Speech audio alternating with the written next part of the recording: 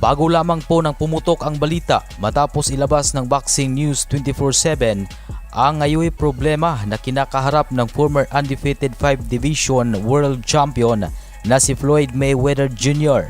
Sinabing nagsialisa na umano ang mga empleyado ng Mayweather Boxing and Fitness Gym sa Los Angeles, California dahil umano ay hindi na nasuswelduhan ang mga ito sa kanilang amo. Nagpo-protesta na rin sa labas ng gym ang nasabing empleyado ni Mayweather. Ilan sa mga karatula ay ang binansagang The Money Team umano ay walang pera. Maliban dyan ay sinabi din ng isa sa mga trabahante ni Mayweather na ipaalam umano nila sa buong mundo na hindi sila binabayaran ng tama nito. Ayon pa na hindi lahat umano ng empleyado ni Mayweather ang may lakas para magsalita kasi nga ay dahil kaya daw sila nitong patahimikin sa ibang paraan na nagresulta ng pagkatakot ng karamihang empleyado. Kahit pa naman din ay madami pa umanong sangay ang Mayweather Boxing Gym. Kaya hindi din matyak kung alam ba mismo ni Floyd na hindi ba nasasahuran ang kanyang mga empleyado sa Los Angeles branch. Kasi nga sinabing bawat Mayweather Fitness Gym ay may mga manager na siyang pinagkakatiwalaan sa pamamahala ng gym. Sa totoo nga pala ay may isang empleyado na nagsabi na nitong nakaraang linggo lamang ay pumasyal sa kanila si Floyd sa gym. Ngunit pinagsabihan daw sila ng nakakataas na posisyon na manahimik na lang at huwag silang magsumbong kay Floyd na hindi sila nasasahuran ng eksakto.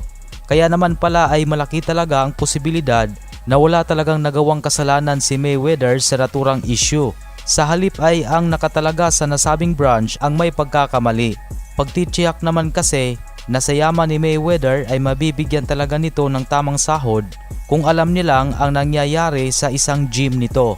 Ngunit hindi din maiiwasan na may ibang mga nagsasabi na baka daw naghihirap na ang kampyon at nauubos na umano ang yaman nito.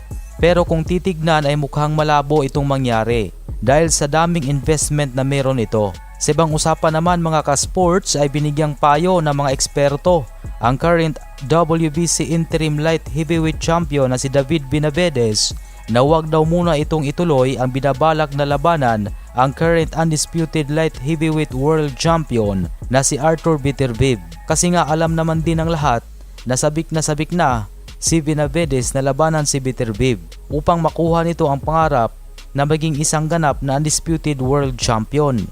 Ngunit ayon nga po sa mga eksperto ay bagamat may matandang edad na si Beterbiev ay hindi pa din dito makaporma si Benavidez at malaki pa umano ang tsansa na knockout pa ang sasapitin ni Benavidez mula sa kamay ni Beterbiev.